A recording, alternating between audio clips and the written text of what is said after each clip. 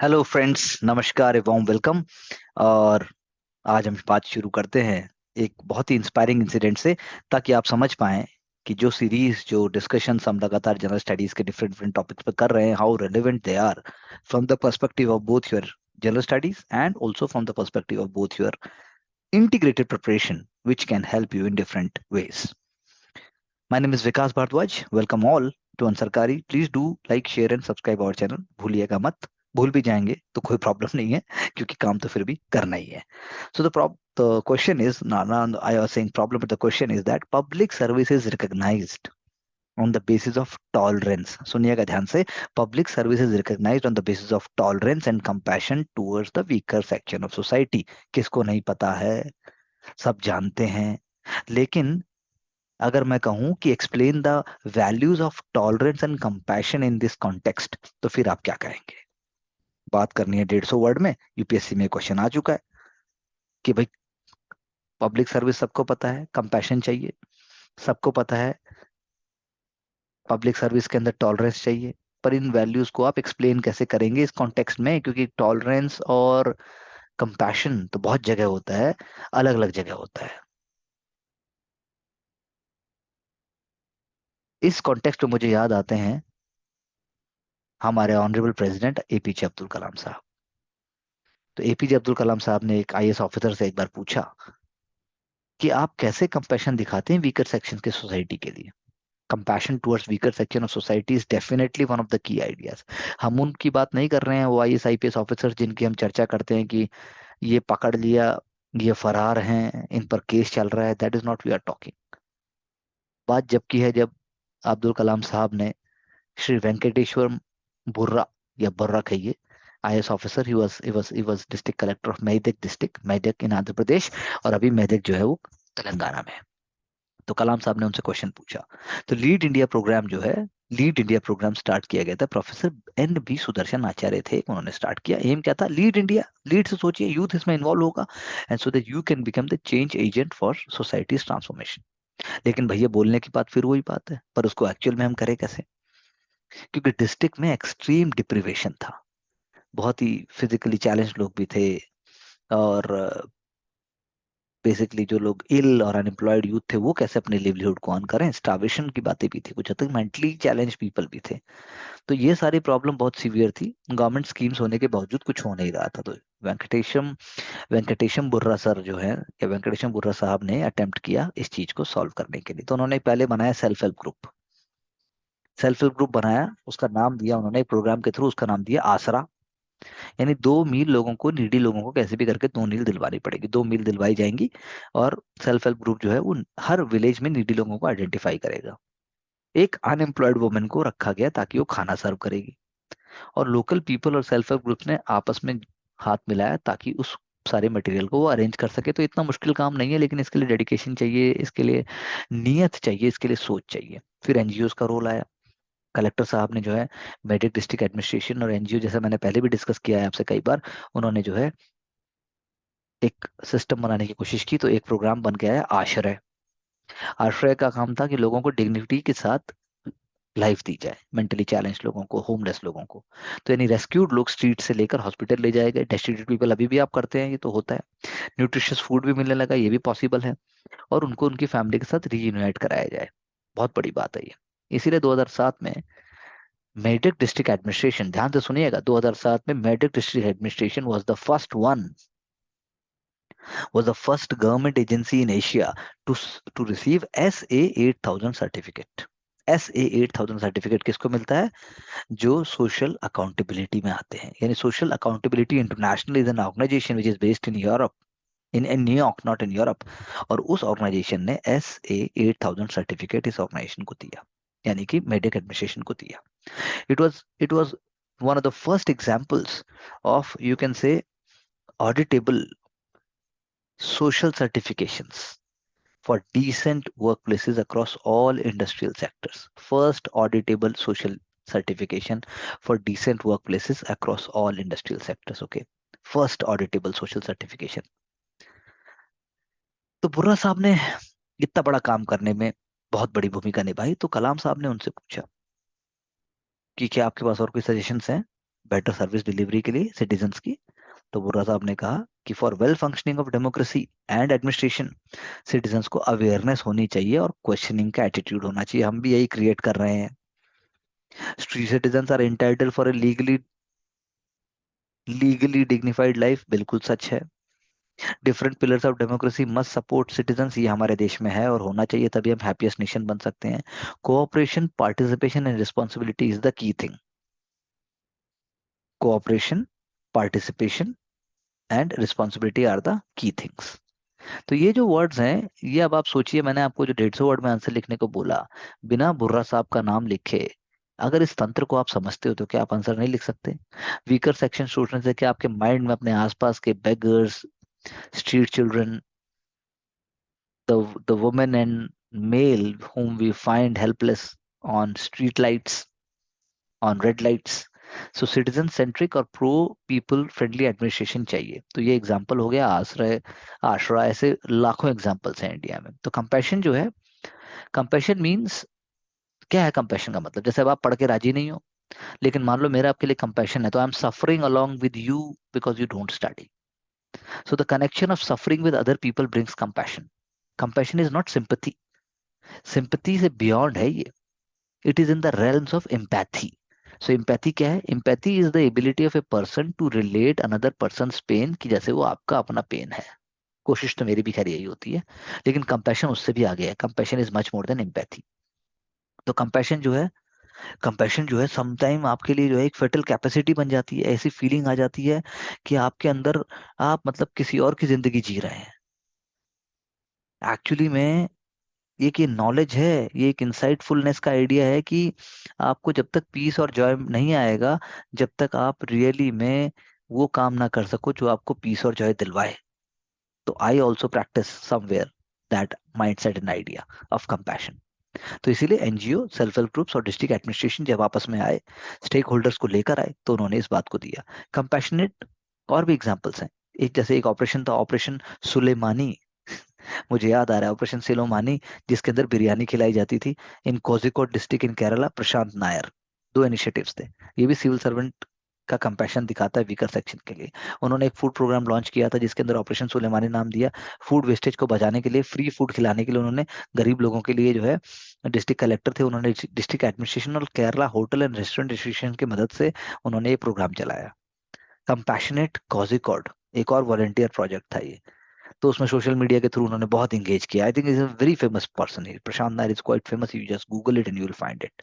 तो ये example demonstrate करते हैं कि कमिटेड और passionate civil service officers society में डिफरेंस मेक करते हैं। पर मैं आपको ये नहीं कह रहा हूँ कि जब एग्जाम आता है तो आप एक्चुअली में इन्हीं का नाम लिख के या कुछ आप ऐसा करोगे। आप जो है उस तरीके से सोचोगे कि जिस तरीके से आप खुद के एग्जाम्पल क्रिएट कर सको। जोन में रहना पड़ता है, वो चीजें क्रिएट करनी पड़ती हैं। तो चलिए अब चलते हैं। अब तैयारी हुई अफोर्डेबल की तरफ, तो ये भी कंपैशन है। ये भी एक तरीके का बिग दिवाली सेल भी चल रही है। यूपीएससी आईएएस चल रहा है। फेस्टिवल का कोड भी दिया जा रहा है। बहुत कुछ हो रहा है, कराते हम भी हैं, लेकिन कोई कोड नहीं है। ना कोई कोड है, ना कोई शॉर्टकट है, और ना कुछ पढ़ाना है। कुछ और है, समझ आए तो साथ चलिए। You are more than welcome, a warm welcome in fact I should say. तो इसीलिए सऊदी एरामिको का जो एग्जीक्यूटिव था हिंदुस्तान में, उसने चमोली के जेल में 1 महीना शायद बिताया, if I am not wrong. और बाद में जो है उनको छोड़ा गया 1,000 रुपए के फाइन पे, because the fact that he was carrying a satellite phone with himself. और वो भूल गए कि हमारे यहाँ अलाउड नहीं है फॉरेनर्स के लिए सैटेलाइट फोन, ऐसे एक बियॉन्ड एक सैटेलाइट फोन लेके अलाउड ही नहीं है basically. Satellite phone without the permission from authorities is not allowed in India. That is what is there. So British executive थे, उनको डिटेन किया गया, लेकिन उन्होंने कहा मैंने हॉलीडेज पे इसको यूज नहीं किया है, लेकिन उसके बाद भी उनको मौका दिया गया। और बाद में जो है रूल्स को ब्रीच करने के कॉन्टेक्स्ट में उनको he was put behind custody. क्योंकि चमोली डिस्ट्रिक्ट जो है वो लाइन ऑफ कंट्रोल चाइना के पास चला जाता। तो खोल लीजिए एटलस जरा, देखिए चमोली कहाँ है। और मैं तो कहूंगा उत्तराखंड के सारे वाइल्ड लाइफ सेंचुरी, सारे रिजर्व, सारी की सारी नदियां, डिस्ट्रीब्यूटेड, ट्रिब्यूटरी और इवन ग्लेशियर्स को भी देख डालो। क्वेश्चन एक तो आना पक्का है। Please do have a look and you will find yourself on the safer side. Coming further and picking up the key ideas, let's see what's here.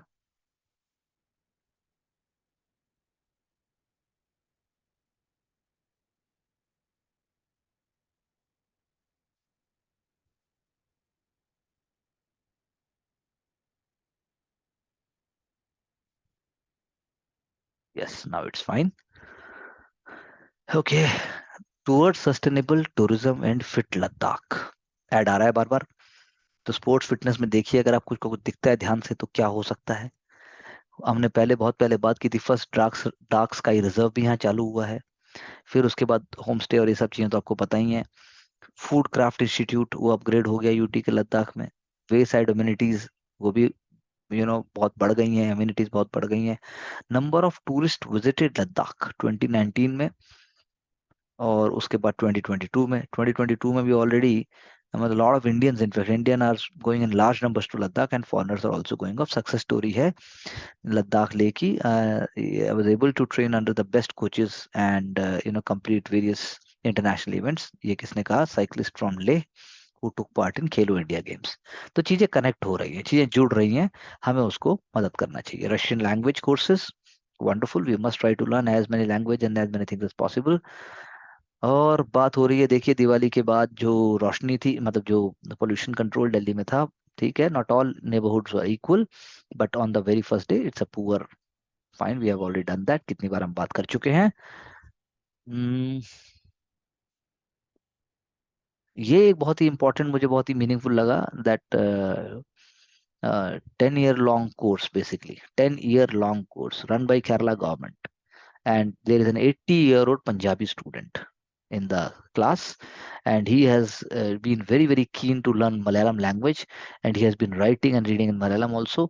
And similarly the case with other boys, for example these two boys, Prem Thapa, they are also learning Malayalam, so they know Nepali, they know English, they know Malayalam. So this is amazing. This is what is called India's unity in diversity. This is what is called fascination for doing something great. Then I am talking about Haryana Orbital Rail Corridor, Palwal to Harsana Kala. This is a very, very important project. You can always quote it as from the perspective of infrastructure, from the perspective of economic development, from the perspective of socio-economic development, and so on. Chinese envy कहते हैं let's not interfere into each others internal affairs. भाई हम internal affairs में ना तो interfere करते हैं, ना इंटरफेयर करने देते हैं. और दूसरी बात जो ये कहना चाहते हैं कि भाई जियो politics, western theory of Jio politics क्या होती है? Western theory of Jio politics का एग्जाम्पल, जैसे आपने क्वाड ज्वाइन कर लिया, आप इंडो पैसिफिक की बात करोगे, आप साउथ चाइना सी की बात करोगे, ये सब क्या हो गया? Western theory of Jio politics. तो उनका कहना है अगर आप उस एंगल से देखो तो जीरो सम गेम होगा. तो इसे कहते हैं सटल थ्रेट, जियोपॉलिटिक्स ट्रैप्स, जिसे वो कहना चाह रहे हैं. Sun Weidong, Sun Weidong is now going back. Sun Weidong is was the ambassador of India, ambassador to India from China. So आप मान लीजिए कि ऐसे हमारे रिश्ते और इनके रिश्ते नहीं ग्रेट होने वाले जब तक वो इस बात को समझेंगे नहीं. Sardar Vallabhbhai Patel, the legend, and whose birthday is on 31st October, and school and college and university को option दिया गया है कि they will specially curated digital exhibition by the Indira Gandhi National Center for the Arts and the Indian Council for Historical Research. आप भी Google करिएगा, आप भी पता लगाइएगा, ताकि हम देख सकें अगर कुछ की फैक्ट्स हमें एग्जामिनेशन के लिए मिल सकते हैं.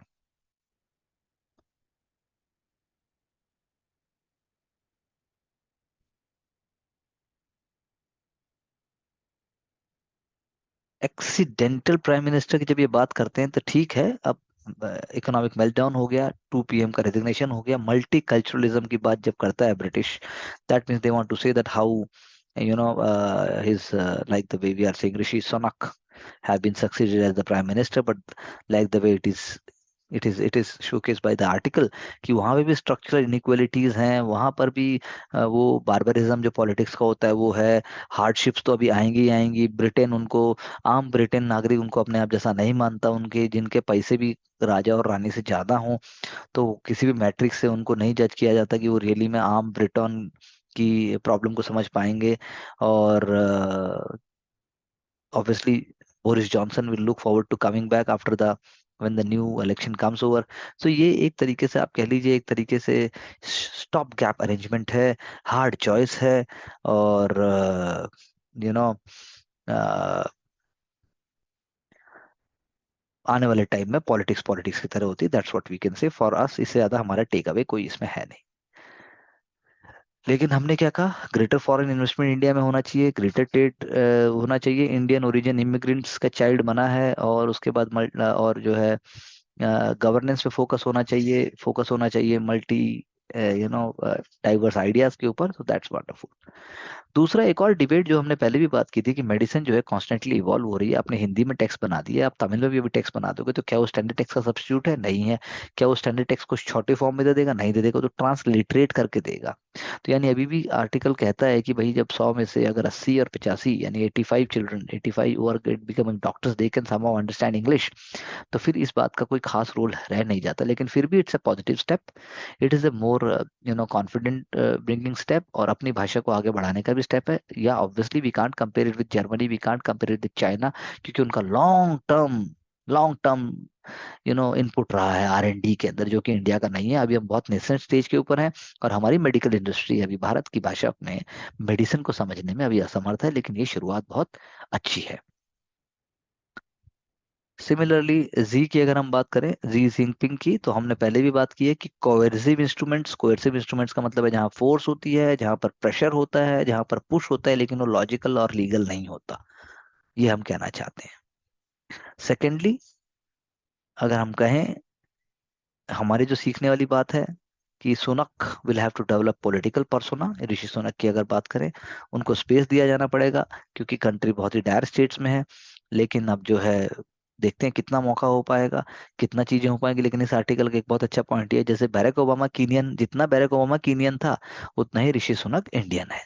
जैसे उसका कीनिया से कोई लेना देना नहीं था, ऐसे ही ऋषि सुनक का भी कोई लेना देना नहीं है। एक और फिर यहाँ पे एथिक्स के एंगल से एक आता है कि पोटेंशियल न्यू आइडियाज जो हैं टीचर को कैसे आते हैं। ये अगर हम बात करें, तो उन्होंने कहा, टीचर कहता है कि my job is to establish the basics and then let the students ultimately develop their own style. तो मेरा भी काम यही है एक तरीके से। I ask my students to think more broadly. मैं भी बोलता हूँ, what can your university do when the world is it like this, I ask with the right proposal लिखा गया। तो किसी ने बोला कि एक कंप्यूटेशनल साइंसेस बना दी जाए क्लाइमेट और उसके बीच में, ताकि ब्रिज गैप हो पाए इंडियन स्टूडेंट्स के बीच में, जो कि आज नहीं पढ़ाया जाता। न्यू डेटा कलेक्शन सेंटर्स बनाए जाएं। कंप्यूटिंग के ऊपर हमें और ज़्यादा की ज़्यादा हमें इंडिया को फोकस करना चाहिए। दूसरे ने बोला कि भाई 24% हाउस होल्ड इंडिया में है जिनका इंटरनेट एक्सेस है, तो एक ऐसा सेंटर बनाइए ऑनलाइन लर्निंग का, जो कि सालों साल चले, और एक सेंटर ऑफ एजुकेशनल रिसर्च के तौर पे एक पेडागॉगी यानी एक सिस्टमेटिक अप्रोच तैयार करें। हम भी कर रहे हैं, लेकिन हम कर रहे हैं एक दूसरे पर्पज से, और हमारा बहुत ही माइक्रो मैनेज्ड और बहुत ही ज़्यादा फोकस्ड है। तीसरा ग्रुप ऑफ स्टूडेंट ने बोला कि भाई एक जो है डिजास्टर प्रिपेयर्डनेस के लिए बनाया जाए। हर कंट्री में होता है। जापान में जैसे हर स्टूडेंट, हर स्कॉलर, हर कैंडिडेट जानता है कि डिजास्टर ट्रेनिंग क्या होती है। इंडिया में तो कोई इसका सेंट्रल एक्रीडिटेशन भी नहीं है। सेंट्रल एक्रीडिटेशन यानी कि कोई ऐसा सेंट्रल सिस्टम नहीं है, गाइडलाइन नहीं है डिजास्टर मैनेजमेंट के ऊपर। कुछ ही यूनिवर्सिटीज हैं जो हाई लेवल कोर्सेज कराती हैं। तो बहुत इंपॉर्टेंट एक आइडिया, बहुत ही अच्छा आइडिया दिया हुआ है ये। किसी ने बोला कि भाई जो है लार्ज एनवायरमेंटल चेंजेस आ रहे हैं, तो इसलिए biology, environmental science, science policy ऐसे वो होना चाहिए। इकोलॉजिकल इकोनॉमिक्स होनी चाहिए। इकोलॉजिकल इकोनॉमिक्स सोचिए आप, कीवर्ड आर्किटेक्चर होना चाहिए। डिसिप्लिन, जो ऐसे वर्ड तो किसी ने सुने ही नहीं होंगे। नेचर एंड ह्यूमन वर्ल्ड्स, उसके अंदर किसी ने बोला कि भाई केव पेंटिंग माइथोलॉजी जो है वो, उस पर ज्यादा फोकस आपको करना चाहिए। एज फार्मर को एजुकेट कीजिए एग्रीकल्चर के डिफरेंट डिफरेंट उसमें। तो पेंडेमिक से अवेयरनेस आई, डिजास्टर अवेयरनेस आई, परसेप्टिव ऑनलाइन लर्निंग आई, कंप्यूटेशनल साइंस ट्रेनिंग की बात आई, एग्री की बात आई। तो ये सब वाली बात ये है कि भाई ये स्टूडेंट जिनकी ये बात कर रहे हैं, जो यूनिवर्सिटी के जो कैंडिडेट्स की बात हो रही है, ये कहना है मेरे स्टूडेंट जो है 5, 10 या 25 साल बाद इस पे काम करेंगे। 50 सेमेस्टर जो है खत्म हो चुके होंगे, और मैंने जो है इतने बच्चों को और पढ़ा दिया होगा। 2000 बच्चे हैं कहने का ऑलरेडी। अगर मैं अपनी बात करूं, तो in person I have met around, you can say more than 1 lakh students till now in my life. तो पोटेंशियल नए आइडियाज का बहुत एक्सप्लोसिव होता है, लेकिन हमारा फोकस, हमारा गोल दूसरा है। इसीलिए हम कोई और बात नहीं करते हैं। ये एक ही दूसरे लेवल का एक परसेप्शन है, एक दूसरे लेवल का वर्क है। I hope you focus and you do work like this. अगर हम और आगे बात करें न्यूज़पेपर में जो हमारे काम के लिए, yes, this is what is very very important from the prelims perspective. Wonderful article on the heaviness of rockets on science and technology. ISRO ने LVM-3, मैंने पहले भी आपसे बात की थी, LVM-3 लॉन्च किया। LVM-3 लॉन्च किया, 6 टन का पेलोड लोअर अर्थ ऑर्बिट में दिया। कोई भी इसरो मिशन से ज्यादा भारी मिशन था ये। और इसरो ने मोस्ट एडवांस लॉन्च व्हीकल भी वो किया। अब गगनयान की बात आएगी, कि serious player heavy satellite launch market में इसरो एक तरीके से बन गया है। बहुत ही कम कंट्रीज के पास कैपेबिलिटी है इस बात की कि वो जो है 2 टन से ज्यादा भारी सैटेलाइट को भेज सकें।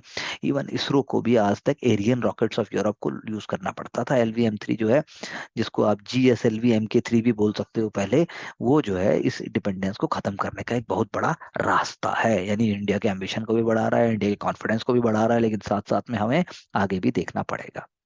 लेकिन क्वेश्चन ये उठता है कि फिलहाल अब तक क्या हुआ था। इंडिया में 3 ऑपरेशनल लॉन्चेस व्हीकल्स थे। एक को हम कहते हैं PSLV, सामने आपके फोटो आया हुआ है PSLV, ये रहा, I am just making it yellow colour. India का मोस्ट प्रोफाइलिक है PSLV। ले ऑफ मास इसका जो है 320, आप कह सकते हैं। और उसके बाद पेलोड कैपेसिटी इसकी लो अर्थ ऑर्बिट और जियो स्टेशनरी, जो आपका जियो स्टेशनरी ट्रांसफर ऑर्बिट, एक होता है GTO, एक होता है LEO, लोअर अर्थ। नाम ही बता रहा है उसका, लो अर्थ ऑर्बिट, यानी कि लोअर अर्थ पे होता है वो। अभी इसके बारे में हम बात करेंगे। तो यानी PSLV सबसे ज्यादा सक्सेसफुल, क्योंकि 50 से ज्यादा सक्सेसफुल मिशन इसने सिंस 1993 किए हैं, सिर्फ 2 आज तक फेल हुए हैं। फिर आप आ जाओ GSLV MK2 पे। GSLV MK2 heavier communication satellites, 14 mission, 4 fail. बात वो नहीं है कितने का, लेकिन ज्यादा की है। तो LVM3, जिसकी हमने पहले भी बात की थी, जिसको अर्लियर और हमने बोला कि जिसको GSLV MK3 पहले बोलते थे, तो अब क्या है कि उसके अंदर जो है 5 टाइम गया है वो। चंद्रयान 2 मिशन भी इसी से गया है, लेकिन कभी डिसअपॉइंट नहीं किया है। अब इसरो किस पे वर्क कर रहा है? RLV, स्पेस लॉ, RLV पे वर्क कर रहा है, दैट इज रीलॉन्च व्हीकल। तो वो बार बार खत्म नहीं होगा। तो LVM3 क्या है? मोर देन 3 डिकेड का हमारा इंडिजिनसली रिसर्च हमने डेवलप करके हैवियर पेलोड का हमने बनाया, ताकि जो है हमारे रॉकेट का साइज बढ़ सके, ज्यादा माल ऊपर ले जा सके। लेकिन जब आप व्हीकल्स को कंपेयर करते हो तो अगर आप बात करोगे सैटेलाइट्स की, तो they are highly inefficient transport medium है, क्योंकि passenger payload comprise barely 2 to 4% of the weight of rocket. इनका वजन खुद का इतना होता है। 80 से 90, 80 to 90% of the launch time weight of any space mission is fuel. 90% तो फ्यूल ही है, या प्रोपेलेंट जिसको आप कह लो, क्योंकि यूनिक नेचर है भाई स्पेस जर्नी का।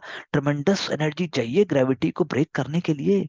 आप भी तो अपने माइंड की इंटरनल ग्रेविटी ब्रेक करने के लिए 2-2 3-3 साल लगा देते हो, तो क्या सैटेलाइट को नहीं चाहिए?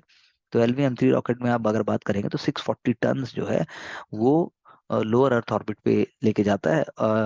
और उसके बाद 200 किलोमीटर, जिसको लोअर अर्थ ऑर्बिट है 200 किलोमीटर, और उसका जो है 640 टन में मेयरली वो 8 टन है।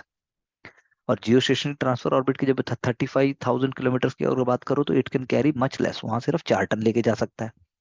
तो LVM3 वीक नहीं है, लेकिन जब बाकी कम का आप रॉकेट से उसको कंपेयर करते हैं, तब आपको पता चलता है कि एरियन 5 रॉकेट जो है, जो इसरो पहले यूज कर चुका है हैवी पेलोड्स के लिए, उसके तो 780 टन है। इससे भी भारी है वो। तो वो कितना ले जा सकता है? वो 20 टन ले जा सकता है, और 10 टन ले जा सकता है। यानी कि इतना वजन के बाद भी 20 टन, 10 टन, और जैसा हमने बोला पहले, आपका 4 टन और 8 टन। तो सोचिए आप, तो फाल्कन हैवी रॉकेट जो स्पेस एक्स कर रहा है, most powerful modern launch vehicle है वो, उनका 1400 टन है। तो पेलोड कितना ले जाएंगे 1400 टन वाले? 60 लाख टन ले जा सकते हैं बस। पेलोड वेट 1400 टन, उसका टोटल वेट 1400 टन। तो कांस्टेंट क्या है? The size of the launch vehicle is dictated by the destination. जैसा साइज, उतनी दूर का डेस्टिनेशन। फ्यूल भी वैसे ही होगा, सॉलिड, लिक्विड, क्रायोजेनिक। तो आपको पता होना चाहिए इनका मतलब क्या है। चॉइस भी इसकी है, साइज के ऊपर डिपेंड करता है, और रिस्ट्रिक्शंस हैं फ्लेक्सिबिलिटी के। तो इसके बाद जो है रॉकेट साइंसेस इस तरीके की चीजों से कंप्लीटली, एक तरीके से आप समझिए, एम्बेडेड है। तो रॉकेट में मोस्ट एनर्जी जो बर्न होती है सबसे ज्यादा, वो होती है travelling from the lower earth orbit, क्योंकि फोर्स ऑफ ग्रेविटी यहाँ पे स्ट्रांगेस्ट है। उसके बाद वो ऊपर जाता है। ऊपर जाते हैं, हाफ उससे एनर्जी लगेगी जब वो LEO को पार कर लेगा। यानी कि एनर्जी मून, अगर हमें मून पे ट्रेवल करना है, LEO से मून का 4 लाख किलोमीटर का डिस्टेंस है, 4 लाख किलोमीटर का, वो कम एनर्जी लेगा जितना कि आपको पहले 200 किलोमीटर में एनर्जी लगेगी। जैसा हमने कहा कि giant leap for mankind in reaching LEO है सब कुछ, वहां तक पहुंचने में बहुत एनर्जी लगती है।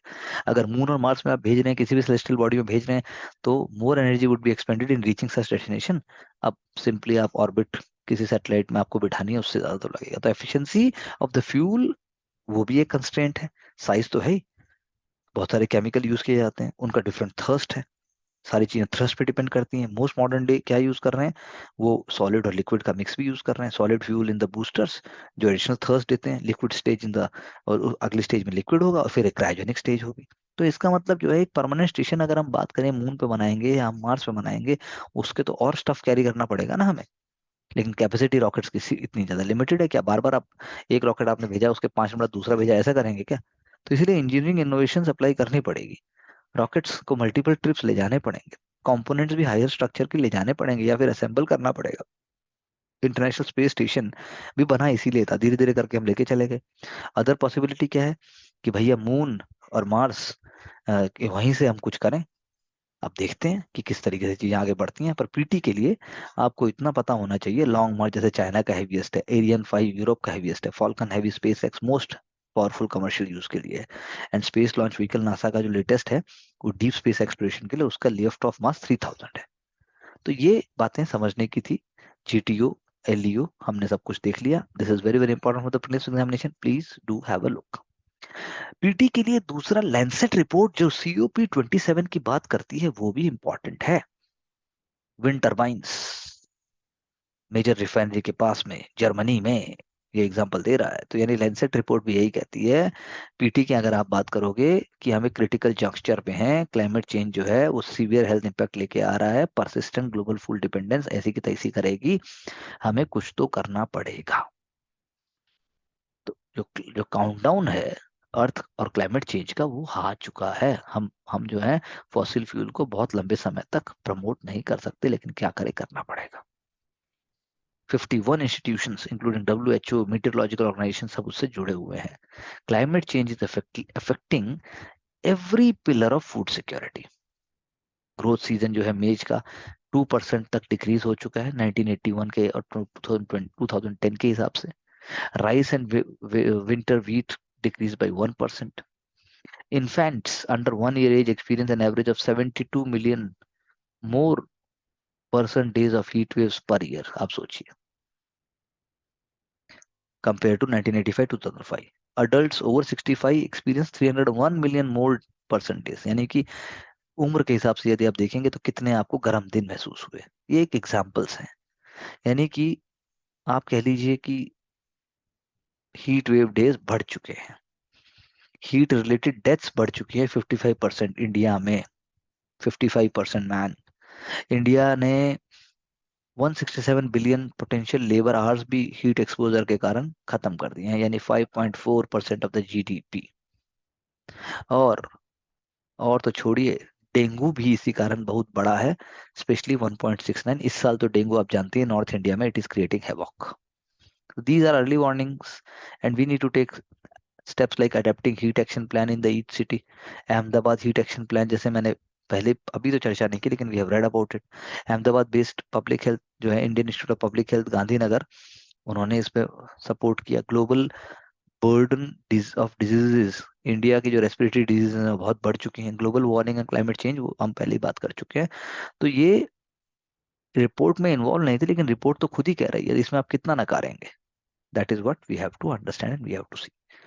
इसके अलावा वेस्ट टू एनर्जी प्लांट्स की अगर मैं बात करूं तो biogas plants, power biogas and bio CNG, ये वर्ड्स आपको पता होने चाहिए। म्युनिसिपल सॉलिड वेस्ट के आपको रूल पता होने चाहिए। आपको एक आइडिया होना चाहिए कि भारत में 11,000 ton of municipal solid waste per day processing capacity है। 1500 kilo calorie per KG dry और कंबर्शिबल वेस्ट जिसका होता है। आप सोचिए, इंसिनरेशन के अलावा आप देखिए कि और कोई नई नई टेक्निक्स क्या है। ऑनलाइन एमिशन अगर हम बात करेंगे, मॉनिटरिंग सिस्टम्स हैं जो प्लांट में स्टेट पोल्यूशन कंट्रोल बोर्ड ने इस्टेब्लिश किए हैं। तो इमिशन ऑफ पॉल्यूटेंट्स जो इंसिनरेशन, इंसिनरेशन का मतलब जलाना, वो हैंडल्ड होता है पोल्यूशन कंट्रोल डिवाइसेस के द्वारा। जैसे फ्लू गैस ट्रीटमेंट पीटी में आ सकता है, FGT। कंबशन चैम्बर में आप रेगुलेट कर देते हो, उससे पोल्यूशन होता ही नहीं है। तो सॉलिड वेस्ट मैनेजमेंट रूल 2016 लागू होते हैं, इसके डिटेल्स आप प्लीज देख लीजिए।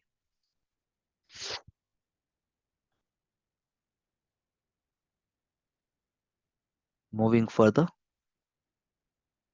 Dinesh Karthik ji is a role model, is an example how you can also prepare for your examination and get success. यही है, चुप कर दिया ना सबको, ये है कूली जी। ये भी अपने आप में रोल मॉडल है, चैंपियन है। Let's get inspiration.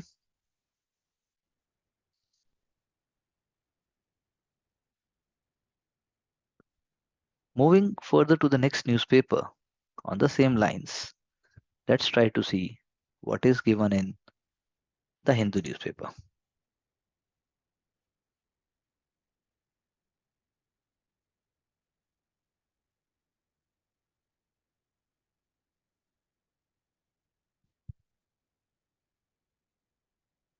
अभी अभी हम रिन्यूएबल एनर्जी की बात कर रहे थे, यहाँ पर भी एक बहुत ही खूबसूरत आर्टिकल है। इंडिया में जब रिन्यूएबल एनर्जी की बिगनिंग की बात होती है तो एग्रीकल्चर में रूटेड है। जैसे पंजाब के संगरूर डिस्ट्रिक्ट में इंडिया का फर्स्ट बायो एनर्जी प्लांट आया है, जो कमर्शियल ऑपरेशन जिसने स्टार्ट कर दिए हैं। वो क्या करेगा, अभी मैंने बात की थी आपसे कंप्रेस्ड बायोगैस, वहां मैंने बायो सीएनजी की बात की थी, पैडी स्ट्रॉ से बनाएगा, यानी एग्रीकल्चर वेस्ट से वेल्थ बनेगी। हरियाणा, पंजाब और वेस्टर्न यूपी में है भाई, पैडी स्टबल को आप आग लगा देते हो, लेकिन अब जो है चीजें बदल रही हैं। ये हम जानते हैं, उससे दिल्ली में एनसीआर में स्मोक का प्रॉब्लम आता है ना। National commission for air quality management in national capital region adjoining area ने एक फ्रेमवर्क और एक्शन प्लान बनाया। उसके अंदर इन सीटू का मतलब होता है वहीं पर।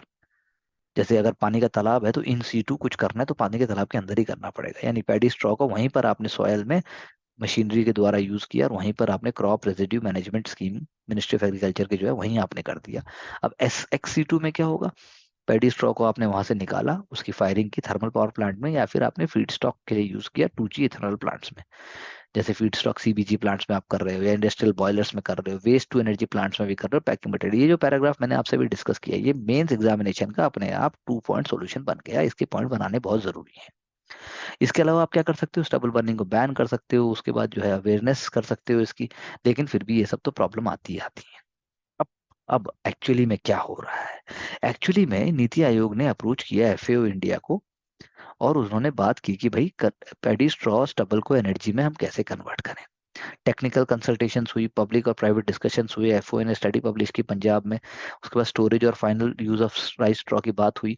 और फाइनली जो है 30% ऑफ राइस स्ट्रॉ जो पंजाब में प्रोड्यूस होता है, उसमें 2,000 के आसपास इन्वेस्टमेंट जो चाहिए था उसको करना पड़ेगा, उसको कलेक्ट ट्रांसपोर्ट करना पड़ेगा, स्टोर करना पड़ेगा 20 दिन के अंदर। उससे greenhouse gas emission about 9.7 million ton कम हो सकता है, और अराउंड 66,000 टन ऑफ PM25 हो सकता है, बल्ले बल्ले। लेकिन कितना पैसा चाहिए, 2,000 करोड़। फार्मर को क्या मिलेगा, 500 550 rupees to 1,500 rupees per ton of rice straw जो सोल्ड करेंगे। टेक्नो इकोनॉमिक असेसमेंट भी किया गया एनर्जी टेक्नोलॉजी का, कि राइस स्ट्रॉ जो है वो बेस्ट कॉस्ट इफेक्टिव सीबीजी बना सकता है, पैलेट बना सकता है। पैलेट्स जो है यूज होंगे थर्मल पावर प्लांट्स में, वो सब्स्टिट्यूट हो जाएंगे कोल की। कोल और सीबीजी ट्रांसपोर्ट फ्यूल भी हो जाएगा। लेकिन 30% ऑफ राइस स्ट्रॉ जो प्रोड्यूस हो रहा है पंजाब के अंदर, 5% सीबीजी का टारगेट रखा। भाई 30% तो यहाँ हो रहा है, लेकिन हम सिर्फ 5% का टारगेट शुरू में रखते हैं, ताकि देखते हैं स्कीम के अनुसार हो क्या पाएगा। तो स्कीम का नाम क्या आया, सतत, sustainable alternative towards affordable transportation. Local entrepreneurship बढ़ेगी, फार्मर्स की इनकम बढ़ेगी, ओपन बर्निंग जो राइस स्टॉक है वो कम होगा। पंजाब में संगरूर, लुधियाना, बरनाला रिकमेंड किए गए ऐसे डिस्ट्रिक्ट जहां पर ये हो सकता है। फिर उसके बाद वर्बियो इंडिया प्राइवेट लिमिटेड, एक 100% सब्सिडरी है जर्मनी की जो कंपनी है, जर्मन वर्बियो एजी की, उसने अप्रूवल लिया पंजाब गवर्नमेंट से 2018 में बायो सीएनजी प्लांट स्टार्ट करने की बात की। 2.1 लाख टन पैडी स्ट्रॉ उसने लेने की बात की।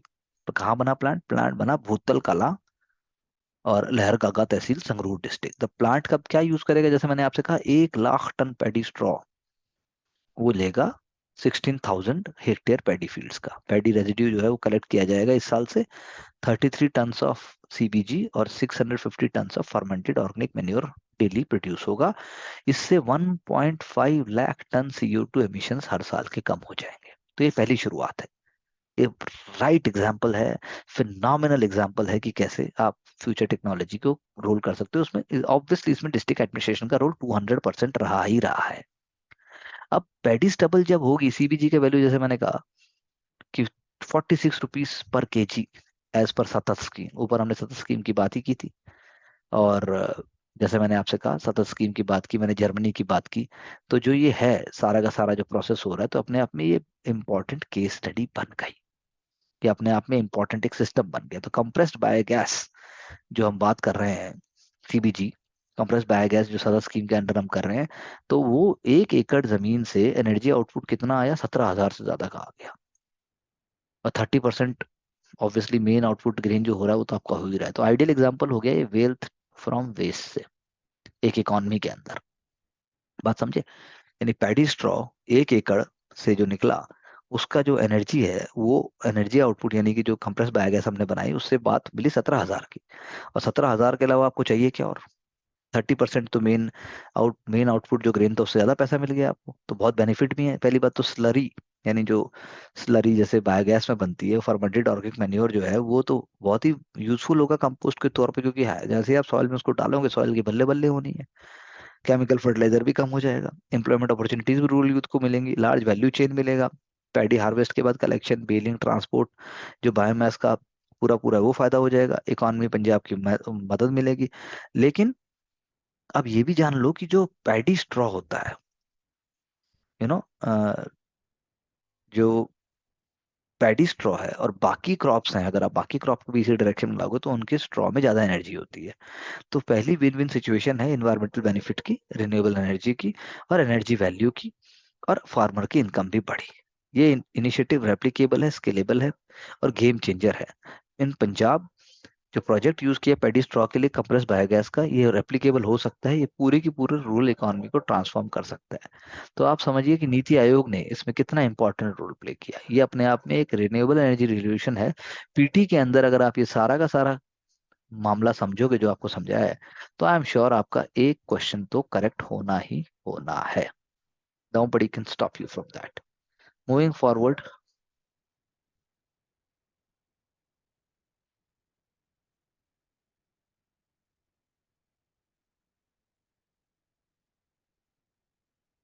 ex Uttarakhand DGP booked on the charges of forgery and graft. अभी मैंने आपसे पॉजिटिव बातें की थी, अभी देखिए यहाँ होने लगा है। BS Sandhu was booked under the prevention of corruption act, charges of criminal conspiracy, forgery, cheating and other section of IPC for fraudulently buying forest land in the state. देखिए अब उन्होंने एक डेड मैन की आइडेंटिटी यूज की और for purchase कर दिया, forest land को परचेज किया, जो कि फॉरेस्ट डिपार्टमेंट का था। He has been also accused of misusing his power and influence on the administrative staff Tehsildar for purchasing the land and also cutting 25 full-grown trees on the reserve area without permission. है कौन? उत्तराखंड के DGP. तो अब आप सोचिए, जब ऐसी सोच होंगे, ऐसे विचार होंगे। दूसरा भी सुन लीजिए आप। संतोष करनानी 2005 batch Indian revenue service officer, posted क्या है? Additional commissioner of income tax. अपने ऑफिस से ही भाग गए जब गुजरात एंटी करप्शन ब्यूरो ने 4 अक्टूबर को उन्हें 30 लाख रुपए की ब्राइब लेते हुए पकड़ा। अब सीबीआई इन्वेस्टिगेट कर रही है। एंटी करप्शन ब्यूरो ने एक कंप्लेन थी रुपेश ब्रह्मभट्ट जी की, जो अपने ब्रदर राजेश के साथ एक ग्रुप चलाते हैं। ब्रह्मभट्ट साहब ने इनकी कन्वर्सेशन टेप कर ली और एक सीनियर एंटी करप्शन ब्यूरो को दे दी, और देखिए क्या हुआ। तो बहुत कुछ है जो बदलना चाहिए, बहुत कुछ है जो होना चाहिए। Let's put our steps, let's put our ideas, let's put our confidence and clarity so that we can move towards success. That's what I can say.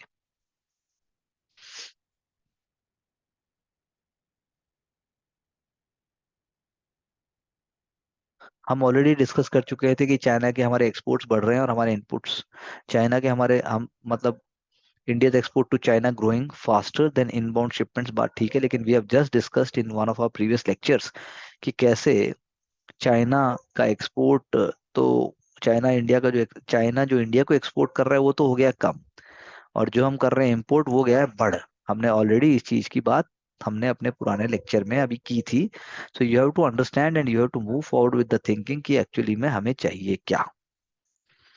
Moving further, एक और important article in this connection अगर मैं आपसे लूं, ये है economics का बड़ा इंपॉर्टेंट आर्टिकल है। एक लैंडमार्क जजमेंट आया 2020 में, जिसमें सुप्रीम कोर्ट ने 758 एकड़ ऑफ लैंड की रिकवरी की, यानी 5,300 करोड़ रुपए की लैंड रिकवरी की, जो कि रेगुलर ट्रांजैक्शन में खो गई थी। इस साल जून तक 786 एप्लीकेशन हैव बीन फाइल्ड, जो बात की गई है कि भाई इतना करोड़ों रुपया जो है इरेगुलर ट्रांजैक्शन जो फर्म्स करती हैं, जो कि कॉर्पोरेट इंसॉल्वेंसी रेजोल्यूशन प्रोसेस के अंदर चल रही हैं।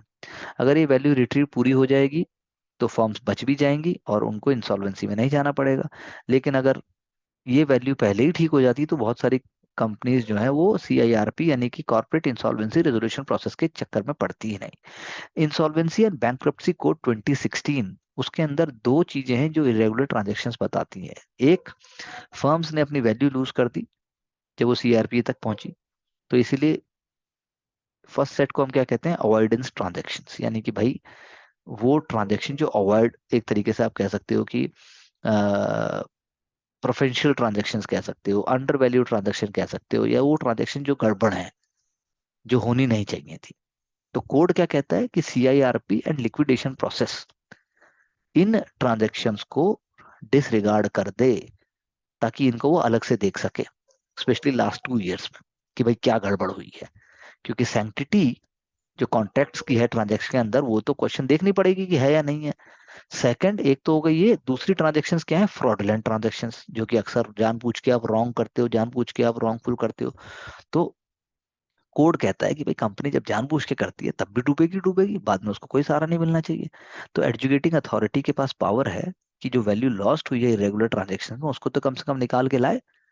जो रेजोल्यूशन प्रोफेशनल या लिक्विडेटर है, उसका काम है भाई बताए कि कंपनी देखो ये इसलिए वजह से डूब रही थी, ये ट्रांजेक्शन वापस हो सकती है, तो उसको रोका जाना चाहिए।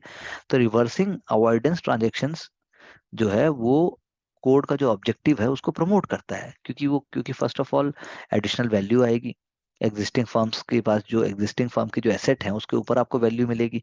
दूसरा, जब ये वैल्यू मिलेगी तो क्रेडिटर्स जो है वो, जो जिनको पैसा चाहिए, यानी मैंने आपको उधार दिया तो मुझे पैसा चाहिए, तो मैं अपना ज्यादा पैसा वसूल कर पाऊंगा। जितना रेजोल्यूशन हाइयर होगा, फर्म्स के ना डूबने के चांसेस उतने ज्यादा होंगे।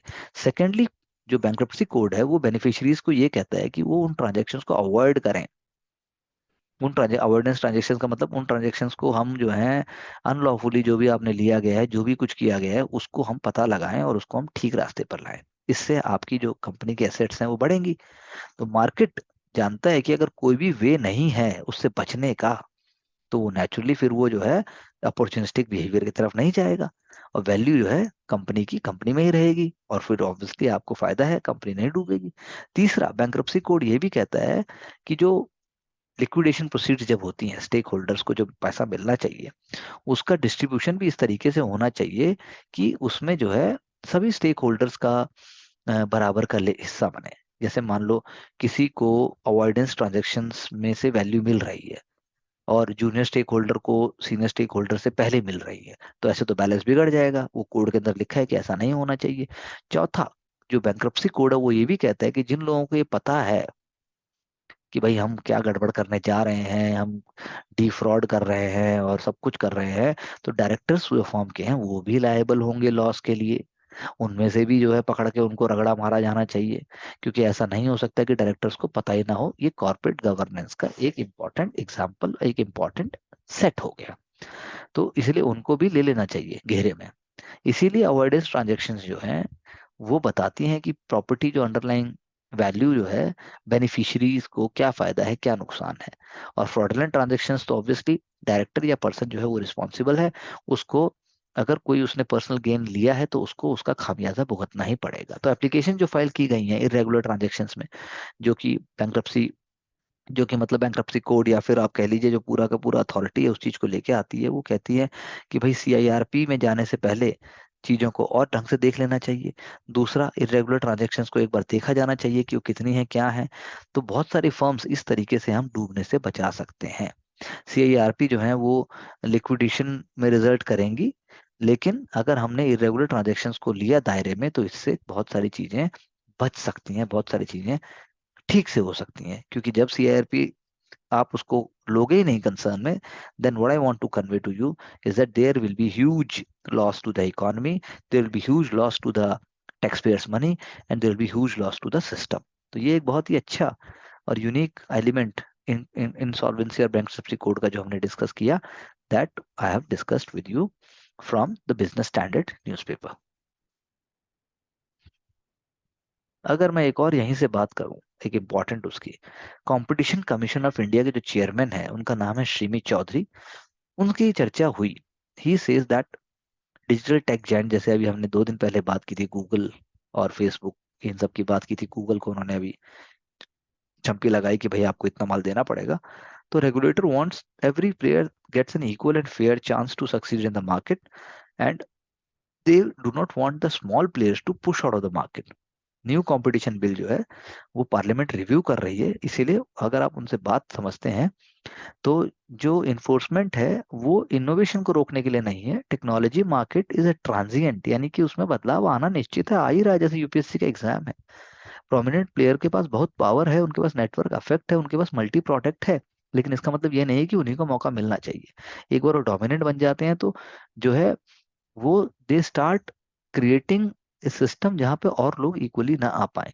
तो सीसीआई ने जो है बिग टेक्नोलॉजी के ऊपर अभी जो लिया, तो उसका काम ये है कि डिजिटल मार्केट्स अगर एंटी कॉम्पिटिटिव प्रैक्टिसेस को मद्देनजर नहीं रखेंगे तो फिर गड़बड़ हो जाएगी, क्योंकि उनका नेटवर्क इफेक्ट होता है, डेटा कलेक्शन उनके पास है, लॉक इन इफेक्ट है। इससे एंट्री बैरियर्स क्रिएट हो जाते हैं और नया कोई नहीं आ पाता। तो मार्केट जो है वो लार्ज प्लेयर से कॉन्सेंट्रेटेड हो जाते हैं और स्मॉल प्लेयर जो है कॉम्पिटिटिव अनवायबल हो जाते हैं। तो ऐसा रोकना काम है सीसीआई का।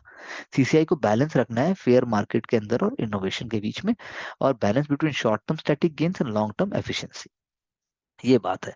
तो एग्जिस्टिंग प्रिंसिपल्स और जो रूल्स हैं वो सफिशिएंट हैं, वो फ्लेक्सिबिलिटी भी देते हैं अनकॉम्पिटिटिव प्रैक्टिसेस को देखने के लिए, और मर्जर और कंट्रोल और ट्रांजेक्शन्स को समझने की भी वो बात करते हैं। तो नया कंपटीशन बिल आ रहा है, उसके अंदर एक थ्रेशोल्ड की बात होती है, उसके अंदर बात होती है कि भाई डेटा रिच डिजिटल कंपनीज जो हैं वो कैसे काम कर सकती हैं, केस बाय केस।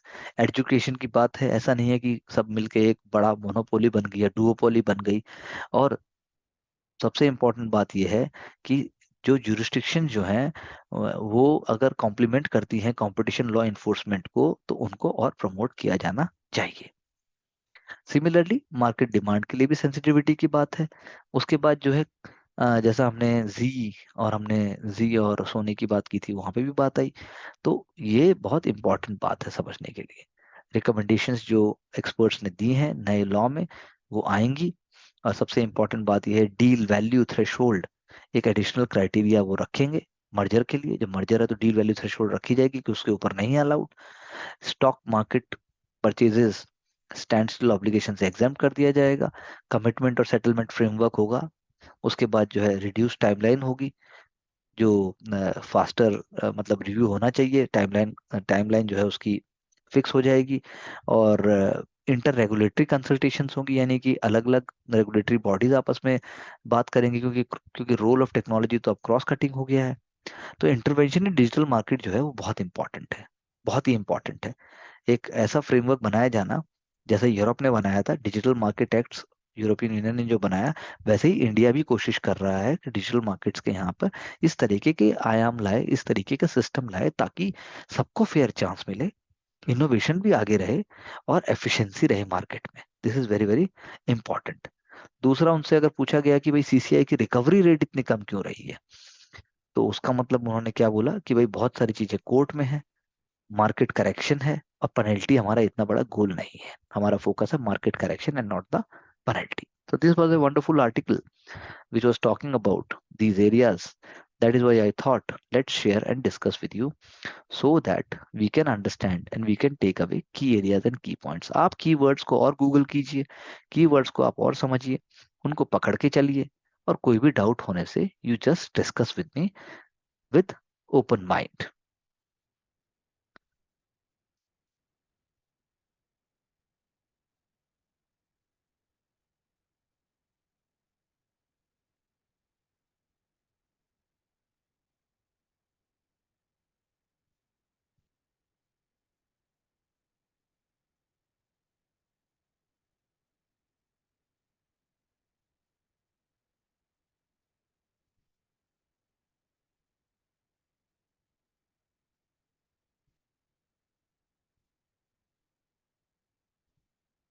हाँ चलिए, आज एक हम डिफरेंट आर्टिकल की बात करते हैं कि लक्ष्मी, माँ लक्ष्मी हमारी टिप ऑफ टंग पे रिजाइड करती है। संस्कृत वर्ड जो है, वर्ल्ड संस्कृत वर्ड वर्ल्ड के लिए लोक है। लोक मतलब लोकाना, लोकाना मतलब देखना। तो आइज जो है वो 10 हमारे जो इंटरफेस है उसमें से एक है। तो 10 फैकल्टीज हैं गिव एंड टेक की, जिसे हम इंद्रिया कहते हैं। और सबसे इंपॉर्टेंट क्या है, इंद्रिया शब्द कहाँ से आया, इंद्र से आया। जो कि लीडरशिप का एक तात्पर्य है। माइंड जो है ट्रुथ को परसीव करता है प्रिसाइजली, जब भी प्रिसाइजली रिसीव कर पाता है जब वो तरह तरह की भावनाओं का गुलाम नहीं होता है। इसलिए हम कहते हैं अपनी इंद्रियों पर कंट्रोल कीजिए। यूपीएससी में भी चाहिए ये बात। तो यानी कहाँ से आएंगे आपके उस पे?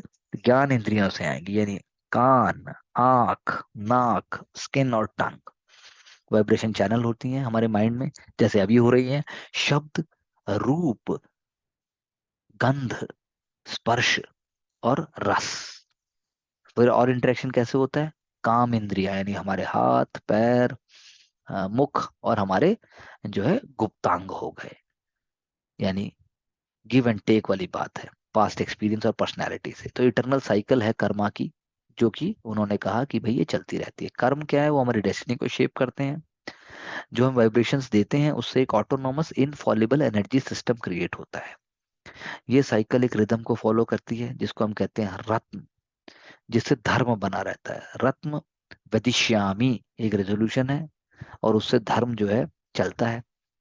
अब जैसे शब्द ब्रह्म, उससे शब्द ब्रह्म से जो सबसे ओम जैसे हम कहते हैं, उससे बना अक्षर, अक्षर से बना वर्ण, वर्ण से बना वाक्य, वाक्य से बना फिर उसके बाद आपका स्पीच।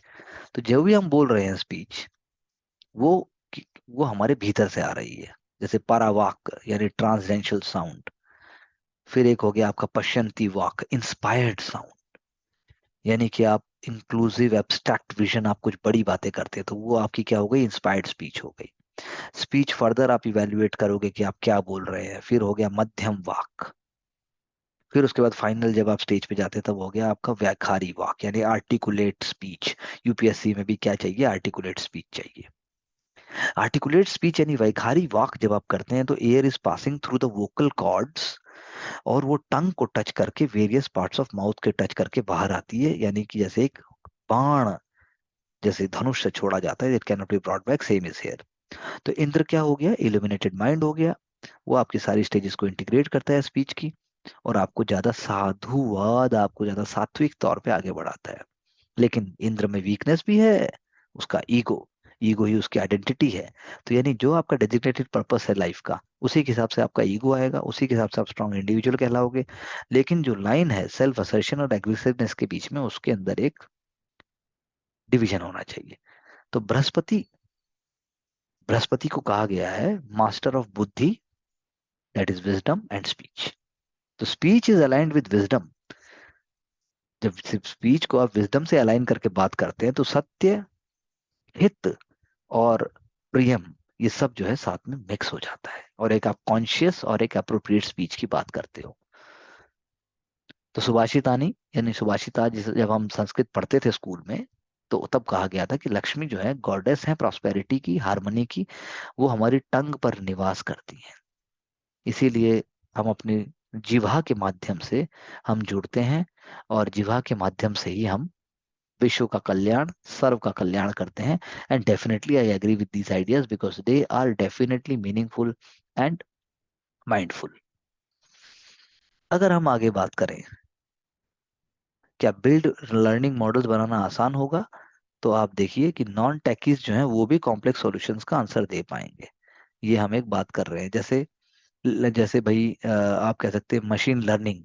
मशीन लर्निंग इंडिया में नॉन टेक्निकल एम्प्लॉयज को भी वैल्यू दे रही है। सिटीजन डेटा साइंटिस्ट का कॉन्सेप्ट आ रहा है, यानी जो लोग साइंस बैकग्राउंड से नहीं है वो भी डेटा साइंसेस की तरफ बढ़ पाएंगे, वो भी गैप को खत्म कर पाएंगे। दूसरा, अगर मैं बात करूं, आज की डेट में आर्टिफिशियल इंटेलिजेंस बहुत इंपॉर्टेंट है हर तरह की वर्क फोर्स को ट्रेन करने के लिए। और जो ह्यूमन रिसोर्स ऑफिसर्स हैं, सीईओज हैं, वो भी इस चीज़ को बहुत बहुत प्रॉब्लमेटिक पाते हैं। लेकिन जो जनरेशन एक्स है, जनरेशन वाई है, उनका डिफरेंट स्किल्स है, डिफरेंट वर्क एक्सपीरियंसेस हैं। वो आर्टिफिशियल इंटेलिजेंस और मशीन लर्निंग ड्रिवन आइडियाज को जल्दी समझ पाएंगे। इसीलिए बहुत ही ज़्यादा उनका रोल है। यानी कि दो एम्प्लॉय अगर सेम डे ज्वाइन करते हैं, और वो सेम कोर्स, प्रोग्रामिंग कोर्स को, एक प्रोग्रामिंग कोर्स ले रहा है मान लो जावा में, उधर ले रहा है डेवऑप्स में, तो उसके बाद क्लाउड सॉफ्टवेयर को ट्रैक करके आप उनके उसको देख सकते हो कि नेक्स्ट ऑप्शन उनका क्या होगा।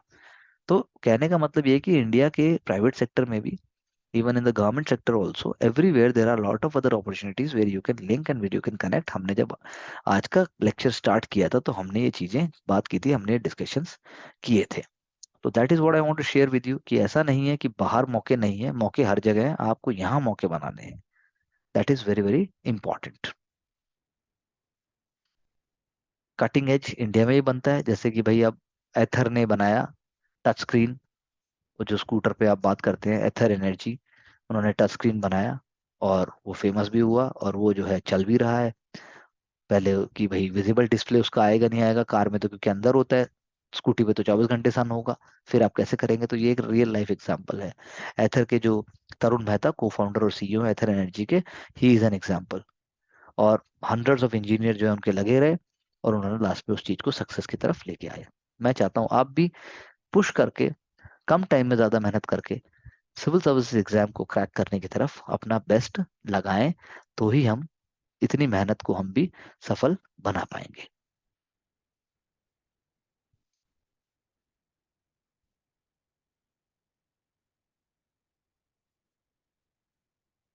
Next if I talk about,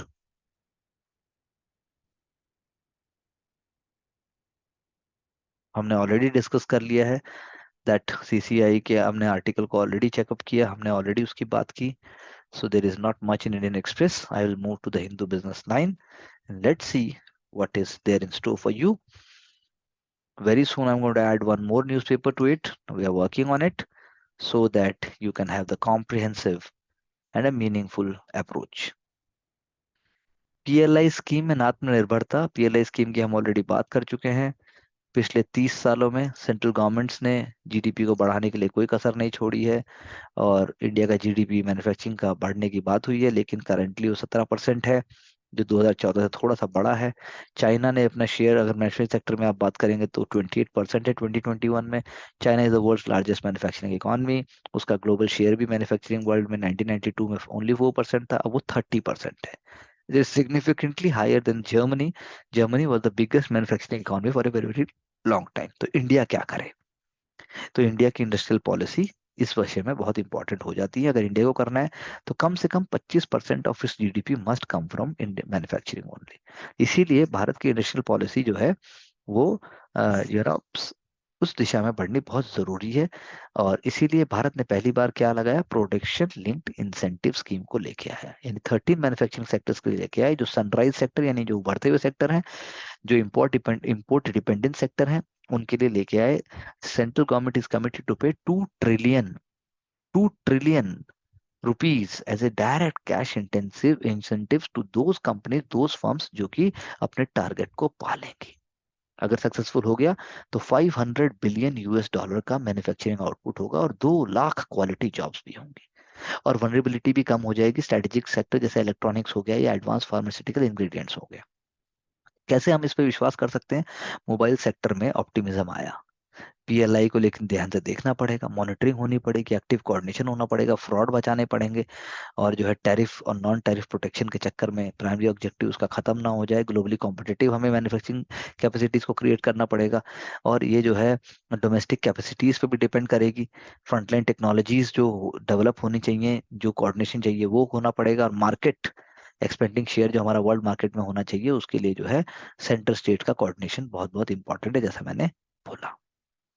अब मल्टीपल पुशबैक्स आएंगे, इनर्शिया आएगा, फर्म्स इस डायरेक्शन में रेजिस्ट भी करेंगी, लेकिन मैन्युफैक्चरिंग स्पेक्ट्रम जो है किसने लिया हुआ है? एमएसएमई ने लिया हुआ है। 80% से ज्यादा एम्प्लॉयमेंट एमएसएमई देता है, 35% एक्सपोर्ट को देता है, 25% जो है आप लगा लीजिए सेक्टर का आउटपुट है। लेकिन एमएसएमई जो है क्या है? इनएडिक्वेट एक्सेस है टेक्नोलॉजी और कमर्शियल क्रेडिट का, और वो वर्ल्ड क्लास लेवल का नहीं है। इसीलिए ग्लोबल कॉम्पिटिटिवनेस लाने के लिए फॉर्मल इनफॉर्मल सेक्टर का डुअलिज्म भी खत्म करना पड़ेगा। जीएसटी को आपकी कवरेज बढ़ानी पड़ेगी। एफडीआई का भी बहुत इंपॉर्टेंट रोल है इसमें। एफडीआई अगर ज्यादा आएगा, 100 बिलियन से ज्यादा आएगा, तो वो जो है हमारे टारगेट्स को हेल्प करने में मदद करेगा, मतलब टारगेट्स को फिनिश करने में हेल्प करेगा। यानी कि कंबाइंड फ्लो जो होगा फाइनेंस कैपिटल एफडीआई का और प्राइवेट इक्विटी फ्लो का, उससे मिला के हमारा फायदा होगा। एफडीआई जो है फॉरेन कैपिटल अलग अलग, जो एफआईआई एफडीआई जो भी आता है उसका अलग अलग हमें देखना पड़ेगा। और फॉरेन कैपिटल इन्फ्लोज को हमें डोमेस्टिक इनोवेशन और कैपेसिटी क्रिएशन में इंडियन स्टार्टअप्स जो है उनको यूज करना पड़ेगा। और इंटर स्टेट कंपैरिजन जो एफडीआई इनफ्लो के हैं वो भी स्टेट गवर्नमेंट्स को इनकरेज करने पड़ेंगे एफडीआई इनफ्लोज को। एक्सपोर्ट ओरिएंटेड मैन्युफैक्चरिंग कैपेसिटी जैसे टेक्सटाइल्स है या इलेक्ट्रॉनिक्स है, फार्मास्यूटिकल्स है, उनमें देना पड़ेगा। और एक्सपोर्ट जो है फिर इंडिया को आत्मनिर्भर भारत की तरफ बढ़ाएंगे। सक्सेसफुल और कंसिस्टेंट हार्ड वर्क चाहिए। मर्चेंट और सर्विसेज को हमें साथ में लेके चलना पड़ेगा, तभी हम कह सकते हैं 2025 के बाद हम जो है भारत को आत्मनिर्भर भारत बना के छोड़ेंगे। एमएसएमई का रोल बहुत इंपॉर्टेंट है, उनकी हैंड होल्डिंग तो हमें करनी ही पड़ेगी। This is what we wanted to discuss through this newspaper article. अब अगर मैं बात करूं नेक्स्ट न्यूज़पेपर की, तो इसमें हमारे लिए यदि कुछ है, वैसे already we have discuss such articles. Naga peace की अगर हम बात करें तो हम ऑलरेडी डिस्कस कर चुके हैं। जम्मू कश्मीर की बात हम कर चुके हैं। There is nothing new for us in this article जो हम बहुत ज्यादा डिस्कस करें।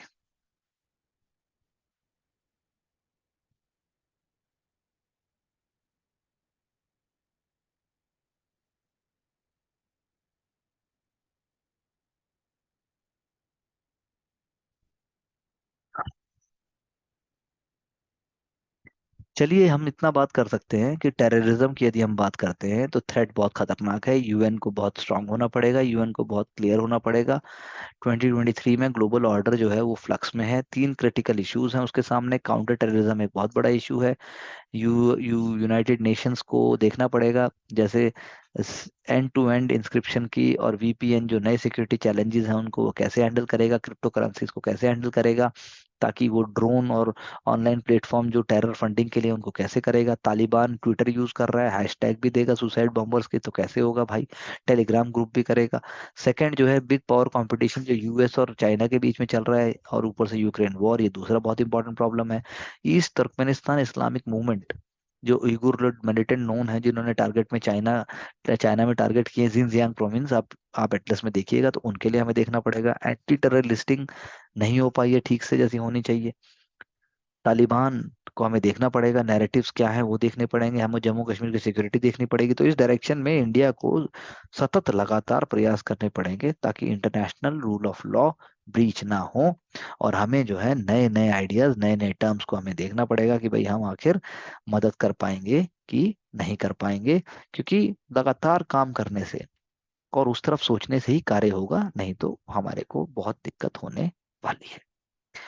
These were the articles. Mint में आज कुछ ऐसा है नहीं जिसको हम पकड़ सकें, otherwise we would have discuss that. So we have discussed many ideas and many points. उनको जब हम स्टैटिक एरिया से लिंक करेंगे साथ में, तो definitely we are going to have a very very improved and a very very smart outlook. अपने अपने नोट्स बनाइए, नोट्स को शेयर कीजिए। और जो भी बच्चे जिस जिस लेवल पर काम कर रहे हैं और नेक्स्ट स्टेप पे उनको लेके आया जाएगा।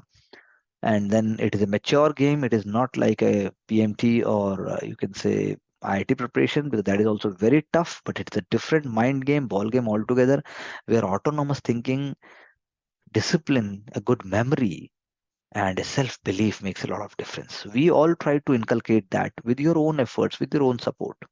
Wishing you all the best. Thank you very much. Do like, share, and subscribe our channel, and see you in the next episode. Thank you very much.